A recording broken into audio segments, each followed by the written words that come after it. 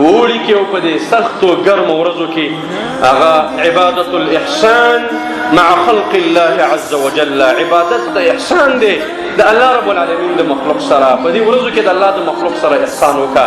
وبه امر الله عز وجل الینا، او په دې باندې الله موږ ته امر کړی دی چې د الله د مخلوق سره به احسان کوو.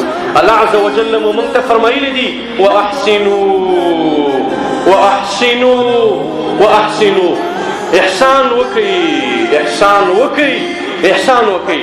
ان الله يحب المحسنين، الله رب العالمین محسنین بندگان خوښوي. د الله رب العالمین د محسنینو سره مینه او محبت دی. هغه څوک چې په صفت د احسان موصوف نه وي د اور والا دی، الله عز وجل اور ته به الله عز وجل فرمایلی دي د جهنمینو تذکره کړې ده چې د جهنم ته ولې لاړ، د هغې وجوهات ذکر کړي دي. انه کان لا یؤمن بالله العظیم ولا یحض على طعام المسکین. وایي د دې وجه دا وه چې ده به په لوی عظیم ذات باندې ایمان نه لره، په لوی او عظیم ذات باندې د ایمان نه و، په دې وجه باندې الله رب العالمین ورته راوسته. ولا یحض على طعام المسکین، او د مسکین په طعام باندې تیزي نه ورکوله، مسکین ته طعام نه ورکوه، مسکین ته اوبه نه ورکولې. باطله دا چې خپلې ورکړي بل ته په دې باندې امر نه کوو، بل یې په دې باندې نه تیزو، زړه یې سخت و، محسن نه و د الله د مخلوق سره. په دې وجه باندې الله عز وجل دا اور ته راوسته. د الله د مخلوق سره احسان وکړئ. عزم ورونو دا ورځې د احسان دي والله العظیم چې الله عز وجل درته مغفرت کوي. الله رب العالمین ستا د عبادت او د دې بندګۍ شکرګزاري کوي. رسول الله صلی الله علیه وسلم ملګرو ته قصه وکړله. بینما رجل یمشي على طريق اشتد عليه العطش، وای په دې منځ کې یو سړی په لاره باندې روان و، د هغې ډېره سخته ګرمي شوې وه او د هغې د وجې نه ډېر زیات تږی شوی و. وایي فوجد بئرا، یو کوی منده کړ، دې کوي ته ښکته شو، د هغې نه اوبه وڅښېدلې، خپله څنډه یې په دې باندې دفع کړله.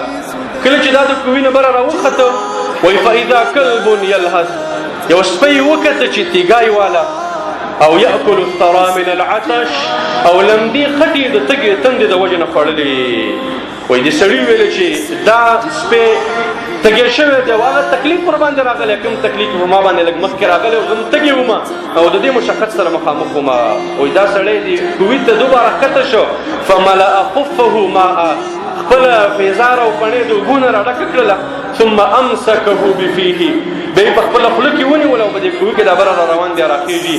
وایي فسقي الکلب، دې سپي باندې اوبه وڅکېدلې. وایي فشکر الله له فغفر له، الله عز وجل د دې د یو عبادت شکرګزاري وکړله. الله رب العالمین دې سړي ته خپل مغفرت اعلان کړو. الله اکبر. په سپي باندې یو شخص اوبه څښي، الله رب العالمین د دې عبادت قبلوي، الله رب العالمین دې ته د مغفرت اعلان کوي. رسول الله صلی الله علیه وسلم دا خبره ولوستله، دا حدیث بیان کړو. صحابه کرامو فرمایل وان لنا فی هذه البهائم لاجرا، اذا الله پیغمبره زمونږ دپاره په دغې څاروو کې څه اجر او ثواب شته دی؟ دغې څاروو ته اوبه ورکوو، دوی سوري ته تړو او دغه رنګه د دوی خدمتونه کوو. رسول الله صلی الله علیه وسلم ورته فرمایي وایي فی کل کبد رطبة اجر، وایي په هر ژوندي حیوان کې چې ته ورسره احسان وکړي تا دپاره اجر او ثواب دی. اجر او ثواب دی چې د هر ژوندي مخلوق ته الله عز وجل سره ته محسن وګرځېدلې، احسان وکړه د الله د مخلوق سره، الله عز وجل د تا سره احسان کوي، الله رب العالمین تا ته مغفرت کوي.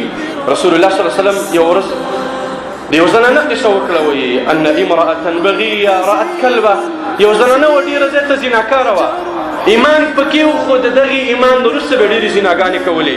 وایي رأت کلبا فی یوم حار، یو ورځ یو سپی ولیده په سخته ګرمه ورځ کې، یطیف ببئر، چې ګرد چاپېر دا سپی تاویږي د یو کوي نه و تږی شوی دی، قد اضلع لسانه، د خپله ژبه را ایستلې ده د تندې د وجې نه. وایي د دې زیناکارې ښځې چې په لاره باندې تېرېدله زړه کې رحم ور باندې راغی.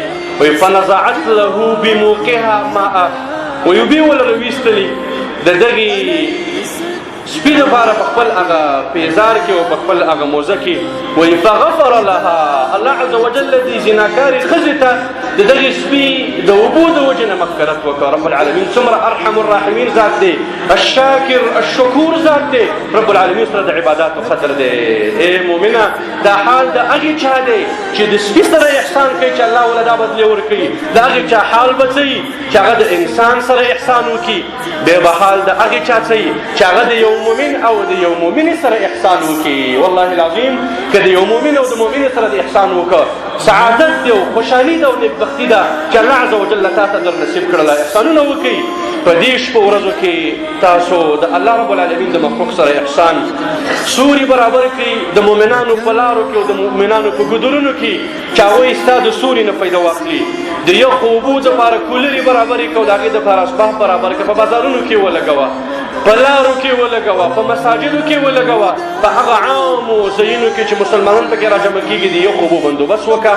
یو مسجد ته لاړ شه او هلته کولر ولګوه او ووایه چې بس دا 40 غنټې به دې دپاره د یخې اوبه برابروم، د دې د واورې سانچه په ما باندې، دې کې اوبه اچول په ما باندې. والله العظیم چې اوړی به تېر شوی نه وي، الله عز وجل به ستا دپاره جنت لیکلی. ایمان والا او احسان وکړئ د الله رب العالمین د مخلوق سره.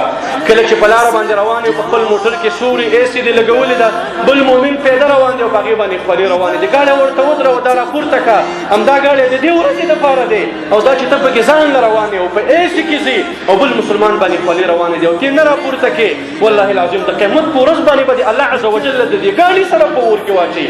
الله عز وجل به د دغې ایسیګانو سره په اور کې واچوي. ځکه ستا په زړه کې درد نه و، ستا په دې زړه کې احساس نه و، د مؤمن خوله او د مؤمن درد تا نه و احساس کړی. او د مؤمنانو مسلمانانو دپاره د بجلۍ بندوبست وکړه، بجلیګانې برابرې کړه. که هغه شمسي بجلي ده د ځان دپاره د سولر اخیستی دی، د ځان دپاره د بترین اخیستی دي. ستا ګاونډي د شپې خوب نه لري. ولې نه لري؟ وجه دا ده د هغې په ماشومانو باندې ماشي ناست دي، د هغې ګرمي کېږي، هغې ته مشکلات دي. او ای مالداره، تا په کور کې ډېر عجیب سیستم برابر کړی دی، تا په دکان کې سیستمونه برابر کړي دي او د دغې خوار غریب ته تپوس نه کوې، د هغې له بجلي نه ورکوې. ستا په کور کې شپه ورځ جانرېټر لګېدلی دی او ستا په ګاونډ کې غریب دی، هغې له د شپې خوب نه ورځي، د هغې بچي جاړي، د هغې په کور کې بیمار دی، هغوی ورته ببوزې وایي او ته هغې له یو لین نه ورکوې. دا څنګه اسلام دی؟ دا څنګه دین دی او دا څنګه ایمان دی چې موږ قبول کړی دی؟ اسلام او دین او ایمان خو هغه دی چې موږ په مواسات او همدردۍ باندې راواړئ. زموږ په دې زړه کې لږ درد پیدا کړي، زموږ په دې زړه کې لږ احساس پیدا کړي. رسول الله صلی الله علیه وسلم راته خبره خلاصه کړې ده، وایي لیس المؤمن الذي یشبع وجاره جائع. هغه مؤمن نه دی چې دا ډکېږي، مړېږي او دا شربتونه دي او یخ او ګرم څیزونه استعمالوي په خپلو خپلو موقعو باندې، او د دې ګاونډي وږی دی او تږی دی، ځان له د قسمه قسم جامې برابرې کړي دي. ستا ګاونډي تر اوسه پورې د ژمي په جامو کې ګرځي، ځان دپاره د پیزار اغوستي، او ستا ګاونډي تر اوسه پورې په بوټانو کې ګرځي. ای امت مسلمه، دا مالونه راواخلئ ولګوئ د الله عز وجل د رضا دپاره. ودونو کې لګې او د نوم او د ریا او د شهرت ځای چې راځي مالونه لګې، ولې د الله رب العالمین په مخلوق باندې د الله د رضا په موقع باندې دا نه لګې. بإسناد فيه ضعيف نقل لي رسول الله صلى الله عليه وسلم ویلي دي الخلق عيال الله. وایي دا خلق د الله رب العالمین عیال دی، لکه څرنګه چې د یو سړي ښځه او د هغې بچي دي، دغه رنګه د الله رب العالمین دا مخلوق د الله رب العالمین عیال دی. فأحب الخلق إلى الله، وایي ډېر محبوب د مخلوق نه الله رب العالمین ته من احسن الى عیاله، هغه څوک چې د الله د عیال سره احسان کوي، د الله د عیال سره احسان وکړه، په دې باندې شفقت وکړه، دا همدردي دې په زړه کې راوله. دیننا دین المواصات والشفقه والتراحم. زمون دین د شفقت دی، دین د مواسات او د همدردۍ دی، د تراحم او د تعاطف دی. په دې وجه باندې زمون نبی رسول الله صلی الله علیه وسلم موږ ته فرمایلی دي مثل المؤمنین فی توادهم وتراحمهم وتعاطفهم مثل الجسد الواحد. وای مثال د مؤمنانو د یو بل سره په مینه محبت کې، د یو بل سره په تراحم کې، د یو بل سره په تعاطف کې مثال د یو جسد دی. دا څرنګه یو جسد دی چې په یو باندې خوله را روانه ده او د یو زندګي په مشقت او تکلیف کې ده، بل په ایسیګانو کې دی، بل په خوندونو او بل په مزو کې دی. دا څنګه ایمان دی؟ موږ د ایمان دعوه کړې ده. آیا ایمان حقیقتا موږ کې موجود دی او که نه؟ ځان وتله د الله عز وجل په کتاب باندې، ځان وتله د رسول الله صلی الله علیه وسلم په احادیثو باندې. دا ورځې د احسان دي، دا پیسې راوباسه. ایمان والاو دپاره د سولرو غم وکړه، ایمان والاو دپاره د بترینو غم وکړه، د دې مساجد او د دې طلاب العلم غم وخوره.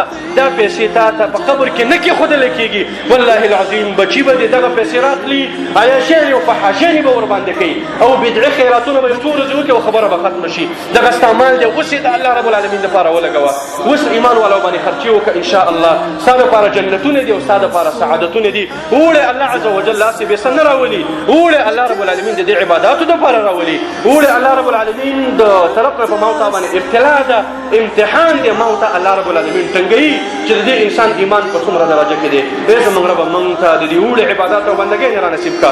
ای زمونږ رب زمونږ په زړه کې درد او احساس پیدا کا. ای زمونږ رب موږ د شفقت والا او د ترحم او د تعاطف